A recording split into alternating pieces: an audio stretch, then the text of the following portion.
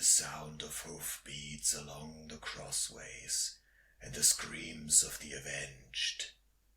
Kein Wort, keine Warnung, nur das Getrappel der Hufe über den Weg und die Schreie der Opfer seiner Rache.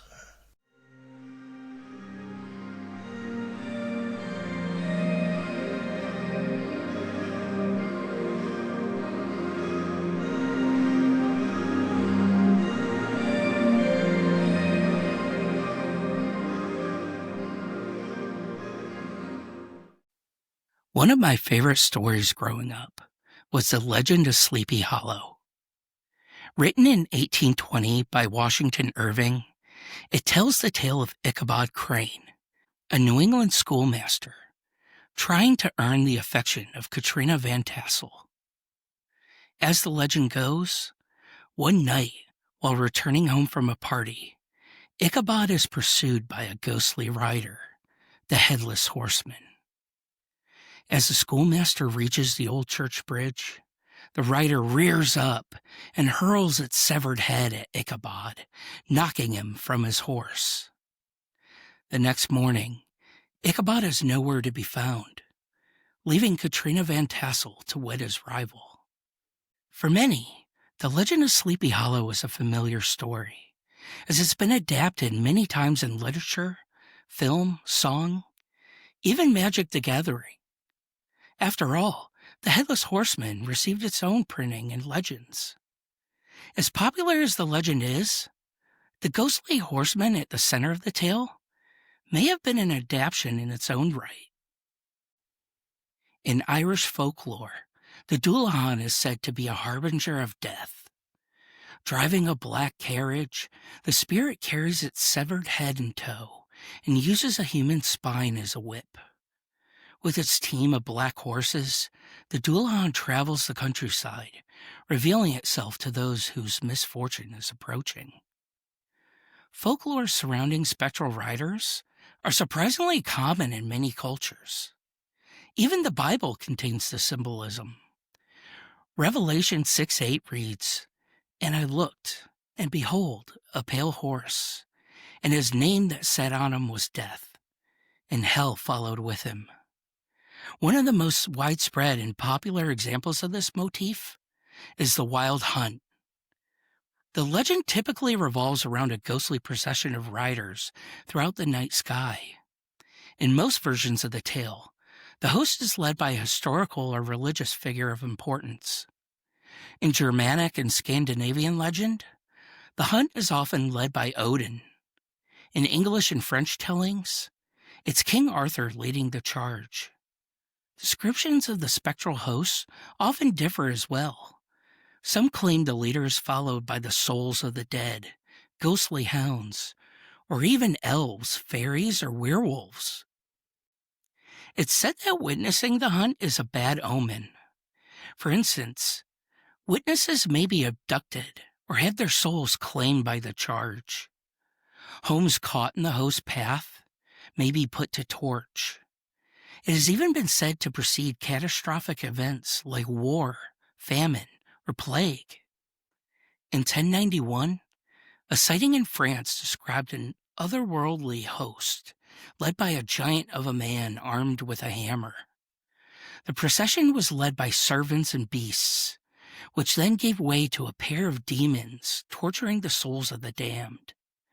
At the rear of the group were black knights on horseback, who were said to breathe smoke and flame. The procession was witnessed by a priest who recognized some of the tortured souls as known sinners within the community. In the spring of 1127, residents of the Peterborough Monastery in England reported seeing and hearing the hunt, which lasted the whole of Lent, 9 weeks in all. According to 2 separate historical accounts, many men both saw and heard the huntsman. The apparitions were black and hideous, and rode on dark horses and goats. Their hounds were immense and jet black with eyes like saucers. The visions in 1127 coincided with the arrival of a new abbot at the monastery. Some witnesses claimed the hunt signified divine rejection of his leadership, which was reported to be unethical and corrupt. This raises the question whether the visions were reported to justify the removal of an unpopular figurehead, or whether something unexplained actually did transpire in Petersburg.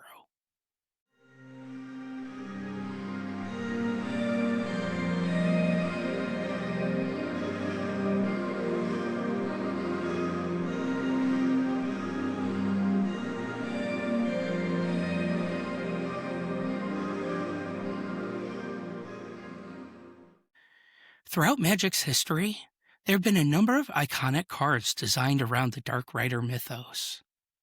Cards such as Headless Rider, Midnight Reaper, and Murderous Rider all depict undead horsemen. Their art is reminiscent of the Dullahan from Irish folklore. Their mechanics all revolve around death. Headless Rider and Midnight Reaper's triggered abilities reward you with zombie tokens and card draw respectively, while Murderous Rider functions as creature removal in its own right. While not a horseman, Master of the Wild Hunt perfectly captures the Wild Hunt mythos in its art and mechanics. The art depicts a towering hunter wearing a horned helm. The Huntmaster is presumably marking its prey and commanding his pack of wolves to attack. The card creates 2/2 wolf creature tokens at the beginning of its controller's upkeep, a nod to the ghostly hounds that are common to Wild Hunt sightings. The card's activated ability allows you to tap the huntsman and all untapped wolves the player controls. In doing so, the tapped wolves deal damage equal to their power to target creature. The activated ability represents the pack harvesting their quarry. It's easy to envision this scene playing out in the night sky among the sounds of hunting horns and a chorus of beasts howling in the moonlight.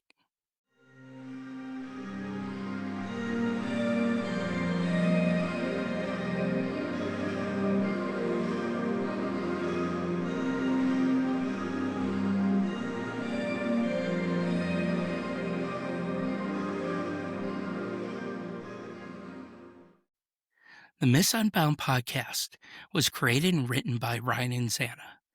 Intro reading provided by Nuclear Rain, and music provided by JJ Mickey.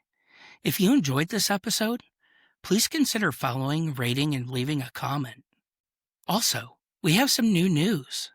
We're now Manapool and Nerd Gear affiliates.